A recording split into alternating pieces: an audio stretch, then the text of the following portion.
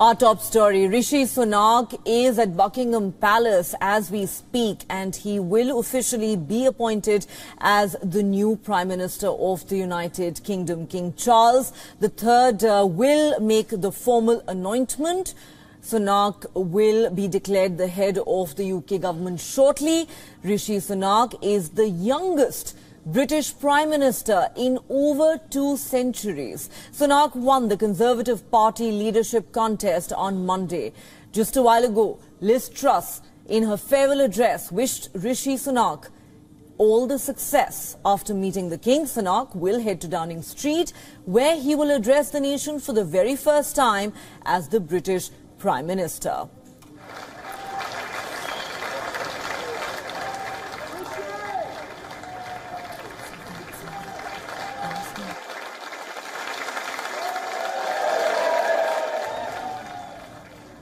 For the latest on this developing story, let's now go across to a WION correspondent and my colleague Alex Izad, who joins us from London. Alex, clearly fast-paced developments as we speak. Rishi Sunak is at Buckingham Palace. Only a matter of minutes now before he's officially anointed as the next Prime Minister of Britain. Absolutely. It's a great day that we finally are going to have hopefully some stability now with the Prime Minister officially anointed by King Charles III at Buckingham Palace. What we will expect is for Rishi Sunak to come back to Downing Street, where he will make a speech to the public on a new lectern that will be is already being put outside of Downing Street as we speak right now. Now, we do understand, though, that he won't be having a huge welcoming party by MPs, as Liz Truss did have. It will be a quiet affair. From what we understand, he doesn't want to have the celebrity status of being the Prime Minister. Of course, we all remember back when he was a Chancellor of Boris Johnson, people used to call him Rishi, and he doesn't want that. He wants people to see him as a credible, trustworthy Prime Minister that can lead this country out of the doldrums that we're facing now and lead us to some growth, as well as just getting us through this cost of living crisis that we're all seeing that's affecting us on a daily basis. So it won't be long until he does speak to the public, and hopefully will allay some of our fears there. We don't expect him to really put his cabinet together today. We do think that may come overnight, and then we will hear from who he has in cabinet tomorrow. It's likely that Jeremy Hunt will still be the Chancellor. He was anointed after Kwasi Kwarteng was let go, and he does have all of the fiscal statements to propose and put across. So we're expecting Rishi Sunak already understands what this may contain. And obviously we have the OBR forecast, which will come about on Monday. So we aren't expecting so much more after today from the statements, but we should hear from him soon. Well, Alex, of course, there's a lot of interest in what Rishi Sunak will say in his first address to the people of the United Kingdom as Prime Minister. And that, in fact, is going to happen just a short while from now. Stay on with us, Alex. We'll come back to you in just a moment as we closely track all those developments that are unfolding in London. At this point, we're also joined by international affairs expert Kadira Petyagoda. Thank you so much for speaking to WION. Now, if you just look at the developments that have unfolded in the last 24 hours, Britain is all set to have its first Prime Minister of Indian origin. As you can imagine, a lot of excitement here in India. Its first Prime Minister of colour, the youngest British Prime Minister in 2 centuries, also the 5th British Prime Minister in 6 years and the 3rd British Prime Minister in just the year 2022. Therefore, my question to you is that even as we look forward to what Rishi Sunak says and does as Prime Minister with a great degree of anticipation, would it be correct to say that the man is actually going to be wearing a crown of thorns, given the economic turmoil and political mess that he inherits from Liz Truss? Yes, definitely. He faces some of the greatest challenges that Britain has faced since World War II.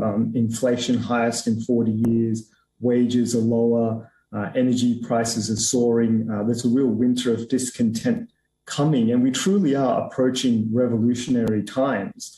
And then on the foreign policy front, you've got the world closer to nuclear apocalypse than at any time since World War II. And I think that being a competent economic manager is simply not enough. He's going to have real courage and real vision if he is to actually soften the blow of these times.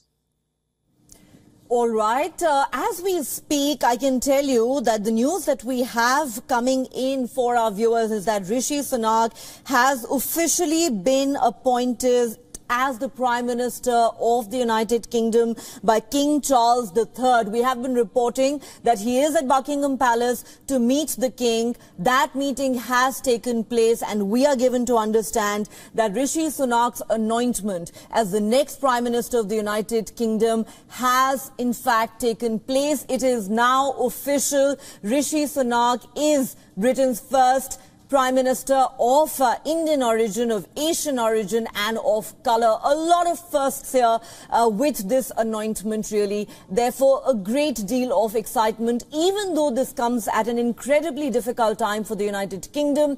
Fact of the matter is, this is history in the making. Alex, let me come back to you. We will get to all the myriad problems that the United Kingdom faces in just a moment. And of course, those are issues that have been highlighted by Kadira for our viewers. But just for a moment, Alex, if we could focus on how important this moment really is in history. The fact that never before has a man or woman of colour been at the helm of the United Kingdom government. This is happening for the very first time. He happens to be of Indian origin, something that has stirred a lot of excitement here in India. And he also happens to be the youngest British Prime Minister in 2 centuries. It would be correct to say that the expectations from Rishi Sunak are sky high.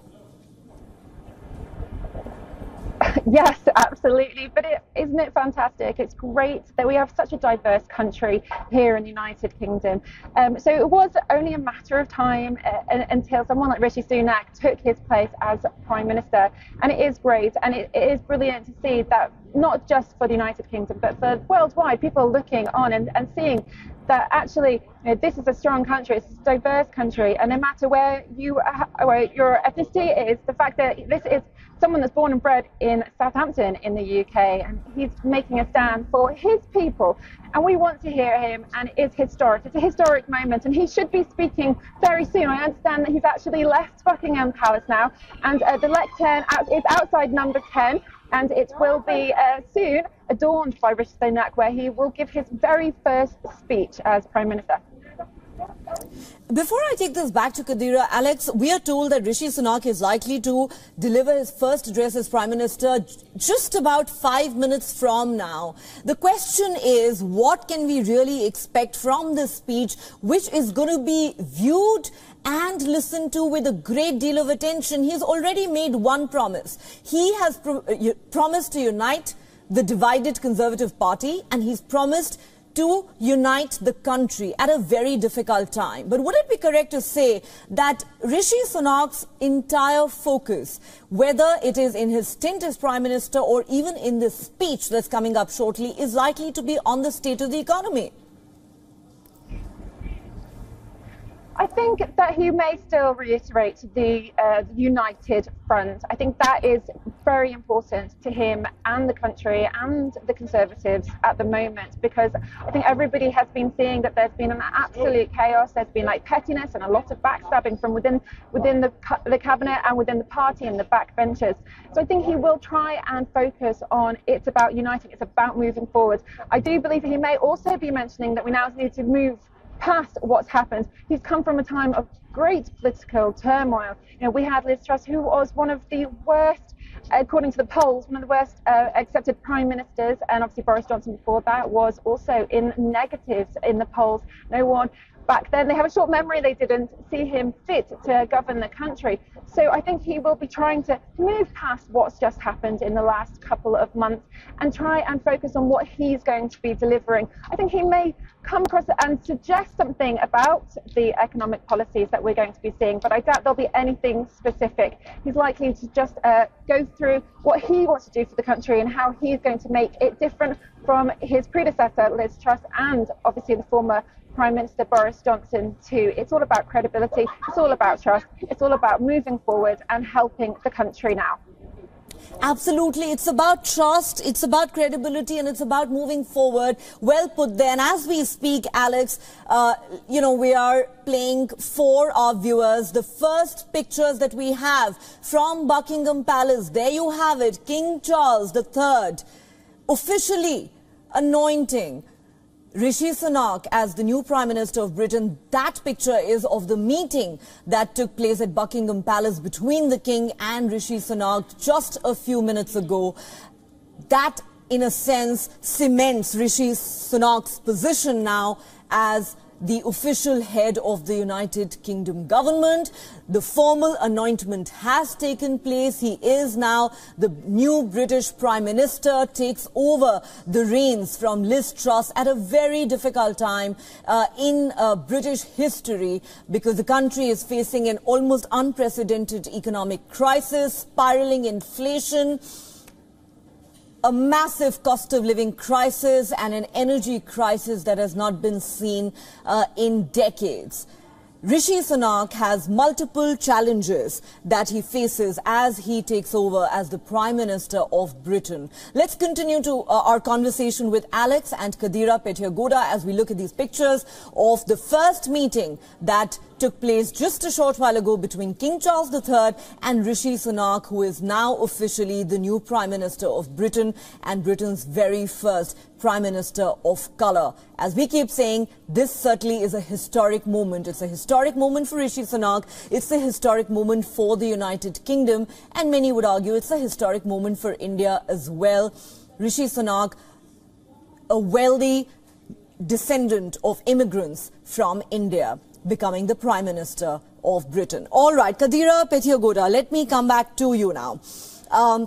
As we were discussing, the official anointment has taken place. Rishi Sunak is expected to deliver his first address to the nation just a few minutes from now as the Prime Minister of the country. What do you think his primary focus is likely to be? He's already talked a lot about uniting the party and the country.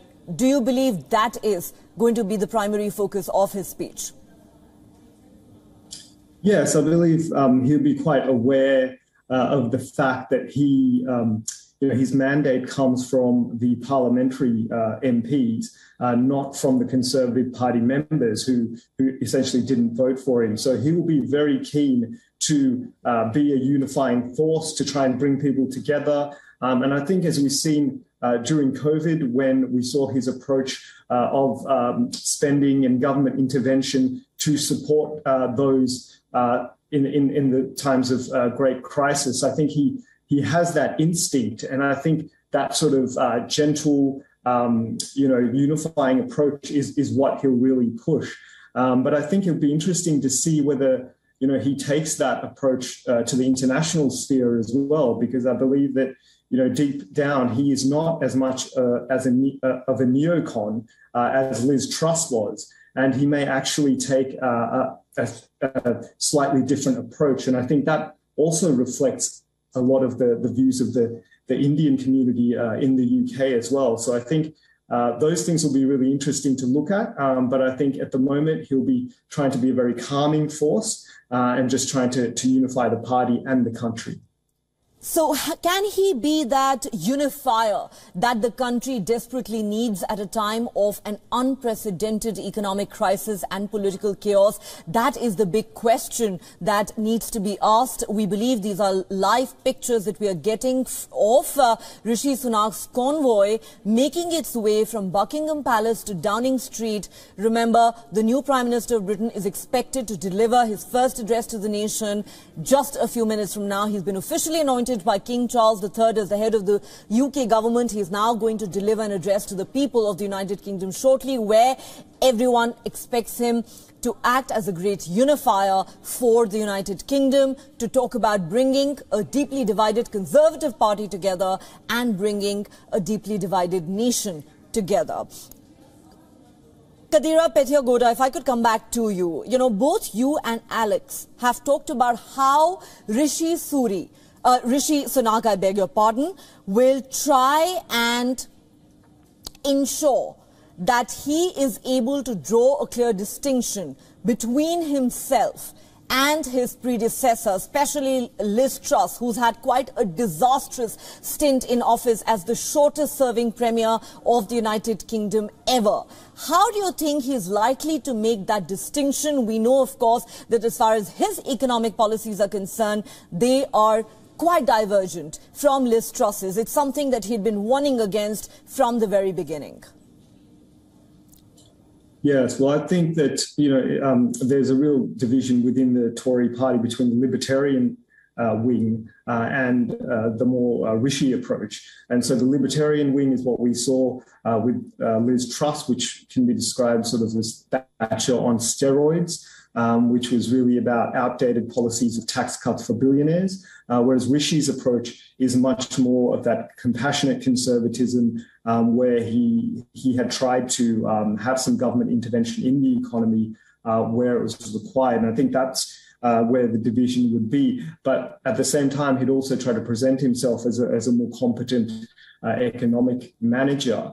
On the foreign affairs front, I think that it would be interesting to see the divisions there, because Liz Truss always went back to a default position of talking about Ukraine whenever she was under pressure, whereas Rishi, I think deep down doesn't have the same kind of foreign policy views.